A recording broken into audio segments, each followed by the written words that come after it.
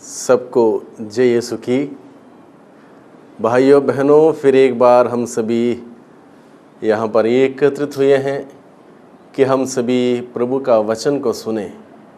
और जितना हम प्रभु का वचन सुनेंगे उतना प्रभु के वचन के द्वारा हमारे जीवन में वो जीवन आएगा, ताकत आएगी, बल आएगा और हम आनंदित होंगे। इसलिए इस वक्त हम प्रभु का वचन सुनेंगे और आज के दिन हम इस बात पर विशेष रूप से ध्यान दें कि ईश्वर हमें बुलाता है, प्रभु हमें बुलाता है। निरंतर उसका बुलावा हम सबों को दिया जा रहा है। इसलिए इस बात को हम समझने की चेष्टा करें, कोशिश करें, प्रयास करें कि ईश्वर मुझे बुलाता है, यीशु तुम्हें बुलाता है, यीशु हम सबों को बुलाता है। और इस बात को समझने के लिए मैं सबसे पहले इसायाह का ग्रंथ अध्याय 55 पद संख्या 3 में पढ़ना चाहता हूँ। यहाँ पर लिखा है, कान लगाकर सुनो और मेरे पास आओ, मेरी बात पर ध्यान दो और तुम्हारी आत्मा को जीवन प्राप्त होगा। यहाँ पर 4 बातें हैं। सबसे पहले बताया गया है कान लगाकर सुनो। उसके बाद बताया गया है मेरे पास आओ और उसके बाद बताया गया है मेरी बातों पर ध्यान दो और उसके बाद बताया है तुम्हारी आत्मा को जीवन प्राप्त होगा। अगर हम ध्यान देंगे पहले की 3 बातें एक कार्य है। कान लगा के सुनो, मेरे पास आओ, मेरी बातों पर ध्यान दो, ये कार्य है। और ये कार्य अगर हम करेंगे तब चौथा है पुरस्कार। पुरस्कार क्या है? तुम्हारी आत्मा को जीवन प्राप्त होगा। जीवन प्राप्त करना हम सबों का लक्ष्य है और ईश्वर इस दुनिया में इसी वजह से आए हैं कि हम सबों को जीवन मिले। हम लोग पढ़ते हैं यूहन्ना का सुसमाचार अध्याय 10 पद संख्या 10 में हम पढ़ते हैं, जहाँ प्रभु यीशु स्वयं बताते हैं, मैं संसार में इसलिए आया हूँ ताकि उन सबों को जीवन मिले और जीवन बहुतायत से मिले, परिपूर्ण जीवन मिले। और परिपूर्ण जीवन देने के लिए प्रभु यीशु इस दुनिया में आए। परिपूर्ण जीवन प्राप्त करने की हमारी एक जो होड़ है, जो लक्ष्य है, उसको हम बनाए रखें। और परिपूर्ण जीवन प्राप्त करने के लिए हमें क्या करना है यहाँ पर बताया गया है। सबसे पहले बताया गया है कान लगाकर सुनो। कान लगाकर क्या सुने, यह महत्वपूर्ण है। हम लोग दिन प्रतिदिन के जीवन में सुबह से लेकर शाम तक कितना कुछ सुन लेते हैं, कितनी प्रकार की बातें सुन लेते हैं, कितने लोगों की बातों को सुन लेते हैं। और आज के इस युग में हर कोई सुनाने वाला है, हर कोई सुनाता है, हर जगह से आवाज़ आती है, हर प्रकार की आवाज़, हर प्रकार की बात हम सुनते हैं। ऐसे परिवेश में हमें इस वक्त सीखना है कि हमें क्या सुनना है और क्या नहीं सुनना है। ये महत्वपूर्ण है। क्या सुनने से हमें जीवन मिल सकता है, क्या सुनने से हमें जीवन नहीं मिल सकता है, बल्कि हमारा जीवन कुंठित हो सकता है। इस बात को समझने की ज़रूरत है। प्रभु का वचन बताता है कान लगाकर सुनो। अगर कान लगाकर हम सुनेंगे तभी कुछ होगा। कौन सी बातों को हम लोग कान लगा के सुनते हैं? जो बातें हमारी मतलब की हैं, जो बातें हमें अच्छी लगती हैं, उन बातों को हम लोग कान लगा के सुनते हैं। बाकी बातों को हम लोग ना ही कान लगा के सुनते हैं, ना ही ध्यान देते हैं। बस सुनने के लिए सुन लेते हैं, उसके बाद हमें मालूम नहीं है। बहुत बार क्या होता है, मैं जहाँ भी मैं बलिदान चढ़ाता हूँ वहाँ के लोगों से मैं पूछता हूँ, विशेष रूप से बच्चों से पूछता हूँ, युवक युवतियों से पूछता हूँ, बच्चों अभी आपने बाइबल का पाठ सुना, पहला पाठ सुना, दूसरा पाठ सुना, सुसमाचार सुना, क्या सुना? जब मैं सवाल करता हूँ वो सोचने लगते हैं क्या सुना। उनको पता तक नहीं कि उन्होंने सुना क्या है। वैसे सुन तो लिया है लेकिन बिल्कुल ध्यान नहीं, यानी कि कान लगा के नहीं सुना। और ये बात युवा लोगों के साथ भी यही होती है। जब उनसे पूछा जाता है सुसमाचार कहाँ से लिया गया था, एकदम ऊपर नीचे देखने लगते हैं, सुसमाचार कहाँ से लिया। और ये सवाल बड़ों से पूछा जाए, बड़े भी हालांकि बहुत अच्छे हैं वो लोग, हमेशा चर्च आते हैं, बहुत प्रार्थना करते हैं, लेकिन ध्यान उतना नहीं है प्रभु के वचनों में। कान लगा के नहीं सुनते हैं। इसलिए प्रभु बताता है कान लगा के सुने। हम वही बातों को कान लगा के सुनते हैं जो मुझे अच्छी लगती हैं। क्या ईश्वर का वचन हमें अच्छा नहीं लगता है? लगता है, लेकिन हम सीखे नहीं हैं। कान लगा कर सुनने के लिए सीखे नहीं हैं। क्यों हमें ईश्वर का वचन कान लगा के सुनना है? एक बात मैं बताता हूँ, ईश्वर का वचन जो है सकारात्मक है, पॉजिटिव है। और सकारात्मक वचन जितना हम सुनेंगे हमारे अंदर प्रवेश करेगा, और हमारे अंदर बहुत सारे नकारात्मक बातें हो सकती हैं, बहुत सारे नकारात्मक विचार हो सकते हैं, बहुत सारे नकारात्मक भावनाएं हो सकते हैं। ये नकारात्मक विचारों को, नकारात्मक भावनाओं को अगर बाहर निकालना हो तो हमें प्रभु का सकारात्मक जो पॉजिटिव है, पॉजिटिव वचन को कान लगाकर सुनना होगा। और जितना हम कान लगा के सुनेंगे हमारे अंदर वो सकारात्मक वचन प्रवेश करेगा और हमें एक ऐसी ताकत देगा, ऐसा बल देगा जो हमारे अंदर जो नकारात्मक है वो बाहर हम कर पाएंगे। इसलिए प्रभु हमें बताता है कान लगाकर सुनो, और जितना हम लोग कान लगा कर सुनेंगे उतना फ़ायदा हमें होगा। और प्रभु का वचन पर ही हम ध्यान दें, बाकी कोई बातों को हम ध्यान ना दें, क्योंकि बाकी सारी बातें, लोगों की बातें, दुनिया की बातें, इधर उधर की बातें, टीवी के माध्यम से आने वाली अनेक प्रकार की अन्य बातें अगर हम कान लगा के सुनेंगे हमारा जीवन का निर्माण नहीं होगा। हमारा जीवन का निर्माण करने के लिए ईश्वर का जीवंत वचनों को हम लोग कान लगा के सुने, और ईश्वर के जीवंत वचनों को जितना हम लोग कान लगा कर सुनेंगे उतना हमारा जीवन का निर्माण होगा। क्योंकि ईश्वर का वचन हमारे जीवन के निर्माण के लिए है, हमारे सुधार के लिए है, हमें रास्ता दिखाने के लिए है। इसलिए सारे फायदे की बातें हैं, सकारात्मक हैं, पॉजिटिव हैं। इसको हम लोग कान लगा कर सुनेंगे। और जो व्यक्ति कान लगा के सुनता है ईश्वर का वचन को, उस व्यक्ति को ईश्वर के नज़दीक आने की या नज़दीक जाने की कृपा मिलती है। आगे वहाँ पर लिखा है, कान लगा के सुनो, मेरे पास आओ, कम क्लोजर टू मी। इसका अर्थ यह है मेरे पास आओ, मेरे नज़दीक आओ। ईश्वर के नज़दीक वही जा पाएगा जिसने ईश्वर का वचन को कान लगाकर सुना हो, वही व्यक्ति ईश्वर के नज़दीक जा पाएगा। वैसे तो प्रभु का निमंत्रण हर व्यक्ति के लिए हर वक्त खुला है। हम लोग पढ़ते हैं मत्ती का सुसमाचार अध्याय 11 पद संख्या 28 में हम लोग पढ़ते हैं, जहाँ प्रभु यीशु बताता है, थके मांदे और बोझ से दबे हुए लोगों, तुम सब के सब मेरे पास आओ, मैं तुम्हें विश्राम दूंगा।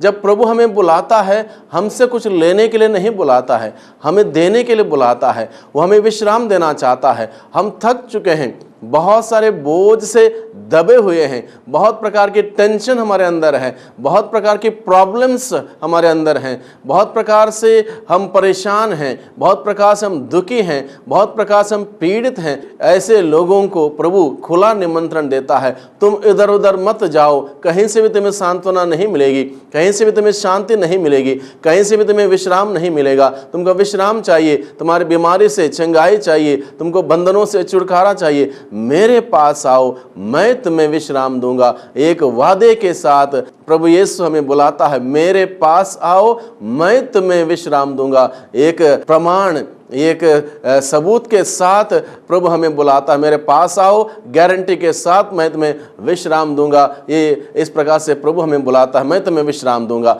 और जितने भी लोग प्रभु के पास गए, अपने पीड़ाओं में, अपने दुखों में, अपने मुसीबतों में, अपने बीमारियों में प्रभु के पास जब गए, प्रभु ने उनको विश्राम दिया, उनको उनके बीमारी से छुटकारा दिया, चंगाई दी, बंधनों से आज़ाद किया, शांति दी, खुशियाँ दी। और ऐसी बातें हम लोग हर दिन सुनते हैं। जब लोग प्रभु के पास जाते हैं, वहाँ से उनको आशीष मिलती है, वहाँ से उनको चंगाई मिलती है, जीवन मिलता है। इस बात को हम लोग हर दिन सुनते हैं। मैंने बहुत सारे किस्से ऐसे सुने हैं जहाँ लोग बीमार पड़ गए, बीमार पड़ने के बाद बीमारी का इलाज, बहुत सारे इलाज करने के बावजूद भी जो लाभ नहीं हुआ, किसी प्रकार से फ़ायदा नहीं हुआ, तब डॉक्टरों ने उनको कहा कि अब कुछ नहीं हो सकता है, अब आप कुछ समय इस दुनिया में जी पाएंगे, उसके बाद कुछ नहीं हो सकता है। इस प्रकार से लोग जब निराश हो चुके थे, ऐसे लोग भी जब प्रभु के पास आए, सैकड़ों हजारों लोग जब प्रभु के पास आए, प्रभु ने उनको विश्राम दिया, प्रभु ने उनको चंगाई दी, स्वास्थ्य लाभ दिया और प्रभु से उनको जीवन मिला। इसलिए प्रभु हर व्यक्ति को बुलाता है, मेरे पास आओ, मैं तुम्हें विश्राम दूंगा। और हकीकत में हमें विश्राम प्रभु से मिलता है। संत अगस्तिन ने एक बार कहा था, हमारी आत्मा तब तक तड़पती रहेगी पूरी दुनिया में, दुनिया के उन सभी बातों में तड़पती रहेगी, लेकिन जब तक हमारी आत्मा ईश्वर में ना एक होगी तब तक उसका तड़पना बंद नहीं होगा, क्योंकि ईश्वर ही हमें हमारी आत्मा की प्यास बुझा सकता है, आत्मा की भूख बुझा सकता है। इसलिए वो प्रभु का निमंत्रण हर व्यक्ति के लिए है जो इस वक्त इस टीवी के माध्यम से इस संदेश को सुन रहे हैं। अगर आपके जीवन में कोई तकलीफ है, कोई पीड़ा है, कोई परेशानी है, कोई बीमारी है, निराश मत हो जाइए। यीशु प्रभु आपको बुलाता है, यीशु आपको निरंतर बुलाता है। ये नहीं पूछता है आप कहाँ के हो, आप कैसे हो, आप कितने अच्छे हो या कितने बुरे हो, ये नहीं देखता है। यीशु बुलाता, मेरे पास आओ। हर व्यक्ति के लिए खुला निमंत्रण प्रभु ने दिया है, मेरे पास आओ। और हम सभी उस यीशु के पास जाएं। प्रभु यीशु जब इस धरती पर मनुष्य के रूप में इस धरती पर थे, अलग अलग प्रकार के बीमार लोग, परेशान लोग, रोगी लोग प्रभु के पास या आते थे या लाया जाता था।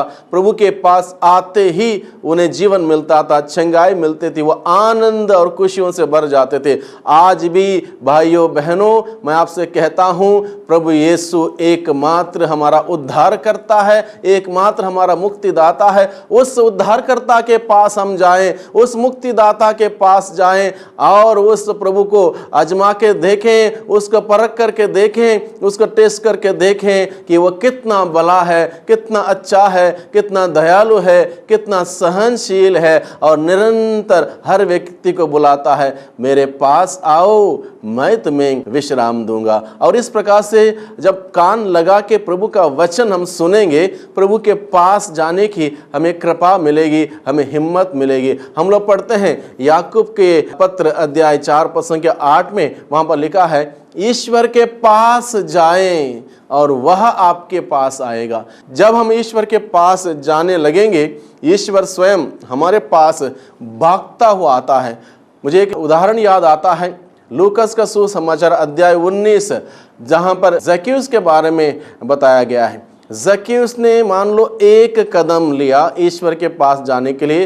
प्रभु कैसे हैं वो प्रभु को देखना चाहता था, इसलिए उसने एक कदम लिया। वो जाके जिस रास्ते से यीशु आने वाले थे उस रास्ते से आगे बढ़कर वो उस गुलर के पेड़ में बैठकर इंतजार करता है यीशु का। और यीशु बहुत लंबे रास्ते चलते चलते चलते चलते उसके पास आता है और कहता, जक्कैयुस जल्दी नीचे आओ, मुझे तुम्हारे घर में ठहरना है। देखिए ईश्वर कितनी हमारी खोज करता है निरंतर। इसलिए प्रभु के पास जाने के लिए जब हम एक कदम लेते हैं, ईश्वर भागता हुआ हमारे पास आता है। इसलिए भाइयों बहनों, हम प्रभु के पास जाएं। हमारे दिन प्रतिदिन के तमाम प्रकार के समस्याओं से जब हम जकड़े रहते हैं, कोई व्यक्ति हमें मुक्त नहीं कर सकता, एकमात्र है मुक्तिदाता, वो है प्रभु यीशु। उस मुक्तिदाता के पास जाएं। और वो आगे क्या कहता है, कान लगा के सुनो, मेरे पास आओ, मेरी बातों पर ध्यान दो, यानी कि pay attention to what I am saying, मेरी बातों पर ध्यान दो। और ये बहुत ही महत्वपूर्ण है, प्रभु की बातों पर ध्यान देना बहुत ही महत्वपूर्ण है, बहुत ही ज़रूरी है। जब तक हम लोग प्रभु की बातों पर ध्यान नहीं देंगे, तब तक प्रभु का वचन हमारे जीवन में असर नहीं करेगा। इसलिए प्रभु की बातों पर ध्यान देने की ज़रूरत, यानी कि प्रभु की बातों को अपने दिल में संजोए रखने की ज़रूरत है। आप लोगों को याद होगा, जब गैब्रियल दूत माता मरियम के पास मुक्ति विधान के पैगाम को लेकर आया और माता मरियम के पास जब आया, माता मरियम से गैब्रियल दूत ने कहा, प्रणाम, प्रभु की कृपा पात्री, प्रभु आपके साथ हैं, आप गर्भवती होंगी, पुत्र प्रसव करेगी और वो महान होंगे। इस प्रकार से बहुत सारी बातें गैब्रियल दूत ने माता मरियम से कहीं। माता मरियम ने जैसे ही प्रणाम सुना और आप गर्भवती होंगी, ये सारी बातें सुनी, माता मरियम घबरा गई, सोचने लगी ये कैसे हो सकता है। माता मरियम ने सवाल किया, मैं तो किसी पुरुष को जानती तक नहीं, माता मरियम ने कहा।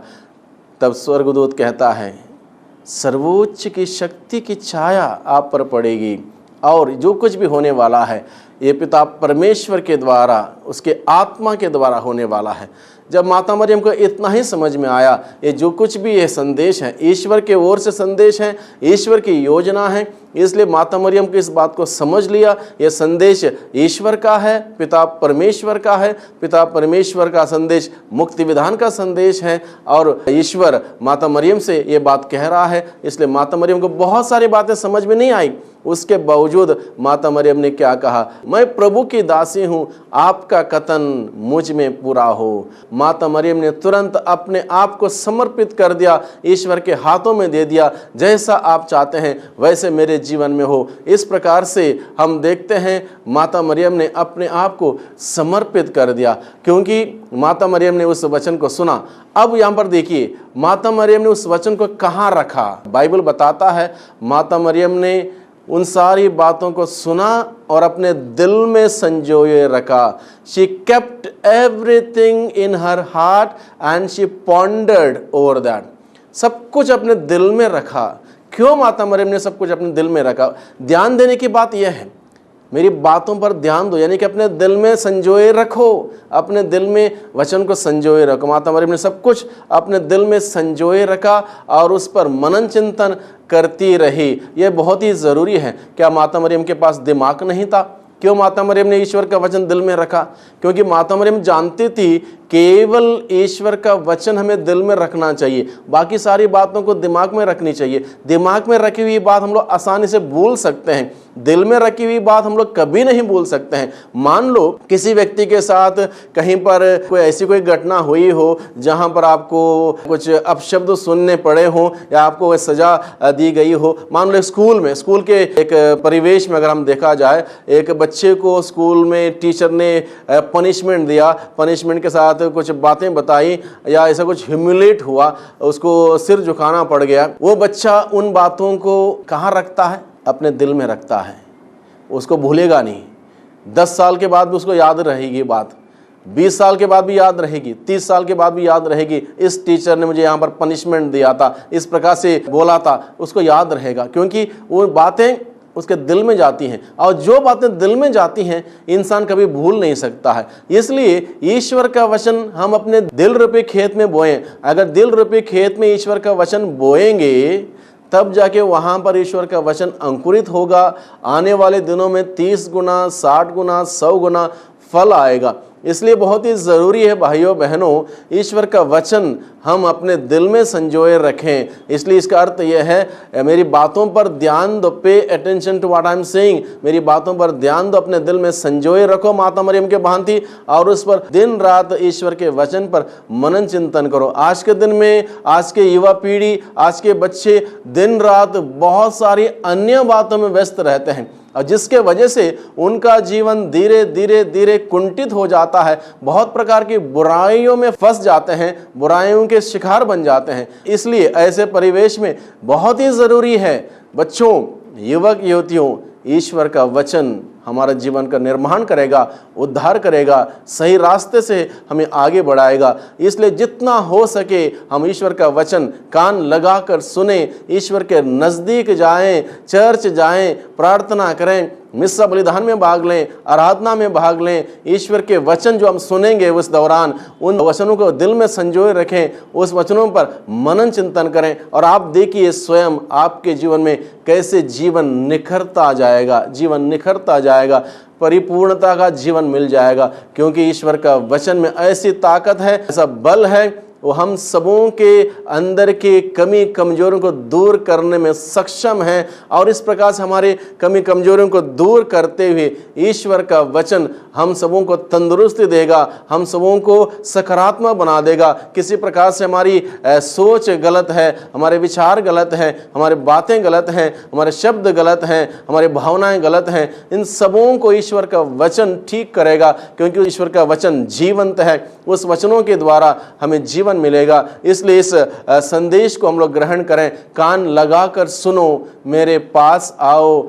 मेरी बातों पर ध्यान दो और तुम्हारी आत्मा को जीवन प्राप्त होगा। और हकीकत में मैंने देखा लोगों को, बहुत ऐसे लोग जो चर्च नहीं जाते थे, बाइबल नहीं पढ़ते थे, प्रार्थना में नहीं जाते थे, घर में प्रार्थना नहीं करते थे, कहीं पर भी प्रार्थना में दिलचस्पी नहीं दिखाते थे, ऐसे लोगों को जब अचानक ऐसा कुछ प्रभु की कृपा प्राप्त हुई, वो साधनों में गए, प्रभु का वचन सुना और उसके बाद उनका जीवन बदल गया। ये कैसे हुआ? किसी इंसान के कहने से नहीं हुआ, यह प्रभु के वचन के द्वारा हुआ। इसलिए भाइयों बहनों, प्रभु का वचन हमें हर दिन कान लगाकर सुनने की ज़रूरत है। हर दिन प्रभु के नज़दीक जाने की ज़रूरत है। हर दिन प्रभु की बातों पर मनन चिंतन करने की ज़रूरत है। तब जाके प्रभु का वचन हम सबों के जीवन में क्रियाशील रहेगा। और जब तक हमारे जीवन में प्रभु का वचन एक्टिव रहेगा, क्रियाशील रहेगा, हम भी एक्टिव रहेंगे। अगर प्रभु का वचन हमारे जीवन में एक्टिव नहीं रहेगा, क्रियाशील नहीं रहेगा, हम भी एक्टिव नहीं रहेंगे, हम भी निर्जीव रहेंगे। जीवन जरूर रहेगा, सांसें जरूर चलती रहेंगी, लेकिन हमारे जीवन में वो हिम्मत, वो ताकत, वो शक्ति, वो बल हमारे अंदर नहीं रहेगा। हम किसी के लिए कोई काम के नहीं रहेंगे।